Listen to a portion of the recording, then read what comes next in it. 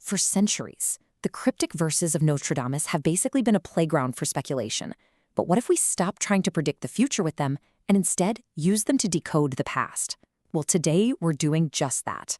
We're putting one of his most specific and really intriguing prophecies right under the microscope to see what the words themselves actually have to tell us. So, these 4 lines, this is it. This is the heart of our entire investigation, the so-called Verona prophecy. And yeah, on the surface, it definitely reads like a warning. But the real mystery, the good stuff, is in the details.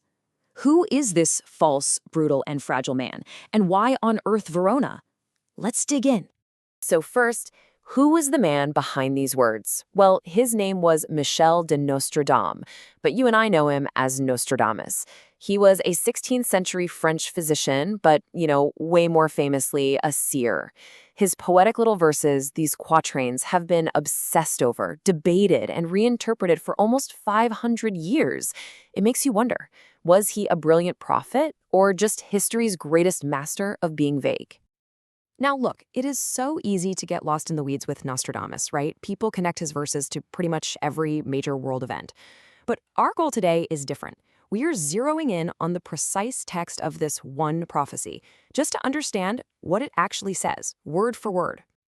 The verse we're about to tear apart is officially known as Century 1, Quatrain 12, but it's way better known as the Verona prophecy, and for a very good reason, a reason that makes it stand out from hundreds of his other predictions.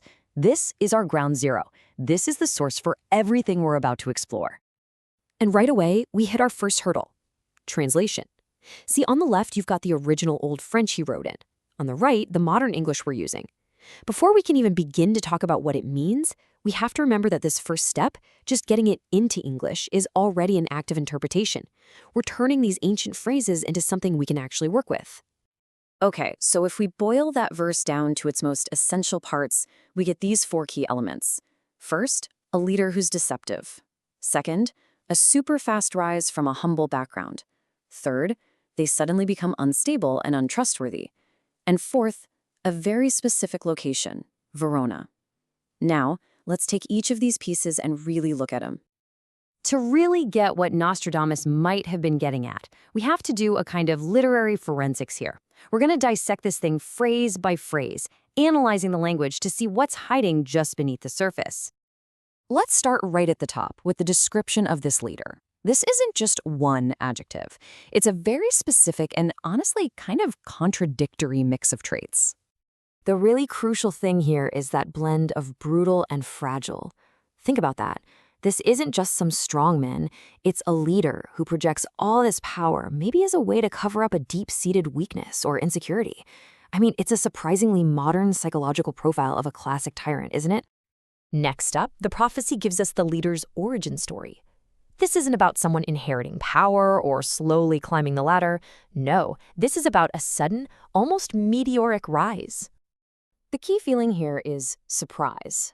The word in the original French suggests an ascent that's so fast it would probably catch everybody off guard.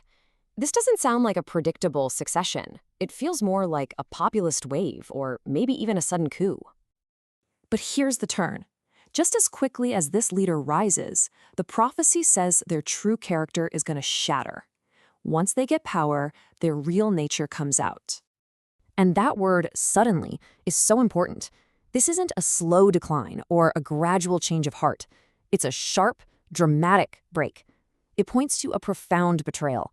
That moment when all the promises made on the way up are just shockingly thrown away. And now we get to the most concrete, most solid clue in the entire verse. This is the one detail that really grounds this prophecy in the real world, its geographical anchor. Honestly, this is what makes this particular prophecy so fascinating.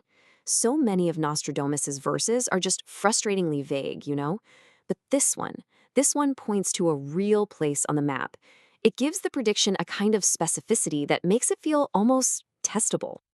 So, after breaking it down piece by piece, the big question is still just hanging there. What does it all mean? Is there some historical figure from Verona's past who perfectly fits this description? Or is this a story that's maybe still waiting for its final chapter? Okay, let's zoom out for a minute. Let's pull back from just this one verse and ask a bigger question. Why do these words still have such a hold on us, centuries after they were written?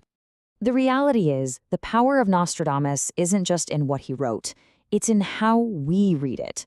It feels like every single generation looks into these cryptic lines and sees a reflection of its own anxieties, its own leaders, and its own hopes and fears. Ultimately, I think our fascination comes down to some really basic human impulses. We crave certainty in a chaotic world. We just love the challenge of a good puzzle.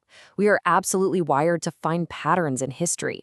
And these themes, power, betrayal, ambition, they're timeless. They were relevant in the 16th century, and they feel just as relevant today. And that kind of leaves us with one final thought to chew on.